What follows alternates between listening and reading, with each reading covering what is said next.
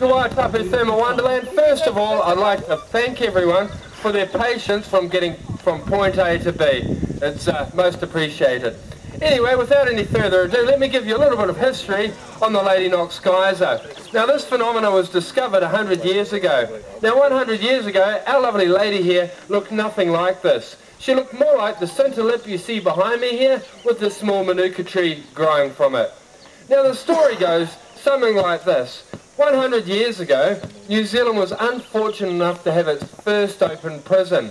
That open prison was situated just behind where your cars are parked today.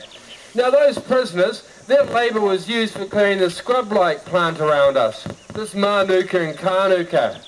They needed to do this in order to make way for the clearing and planting of the pine trees you see behind me here. Now, at the time of these pine trees being planted by the prisoners, this was the largest man-made forest in the world, the Kaingaroa Forest. So you can imagine, after a hard day of planting pine trees and clearing scrub, our prisoners got rather dirty, and facilities for these prisoners was limited. They certainly didn't have washing machines and showers, as perhaps prisoners do in this day and age. But being typical Kiwis, these prisoners are rather innovative. They knew about this clearing here with this hot spring. One day, a group of prisoners wandered down here armed with carbolic soap and scrubbing brushes. The prisoners stripped off their clothes and they started to wash them merrily in the mouth of the geyser. The next thing that happened was their clothes went skyward, they got a heck of a fright and ran through the bushes. Now, over time, we've discovered exactly what these prisoners did.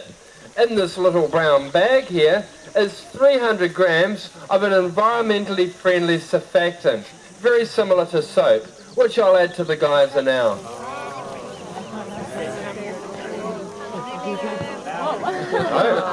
It looks like I've got some time to explain what's happening underneath the ground. Like all geysers, beneath me is a reservoir. This particular reservoir contains approximately 27,000 litres of superheated water.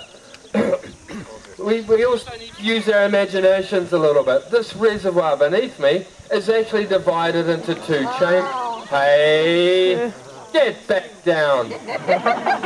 So this reservoir beneath me is divided into two chambers. Now, the deepest seated chamber has water well in excess of 150 degrees Celsius. What stops that water from going into constant eruption is the chamber of water directly beneath my feet, the upper chamber. Well, that water does not exceed 100 degrees Celsius. So our cooler layer of water is acting like a lid or a blanket containing our superheated water underneath.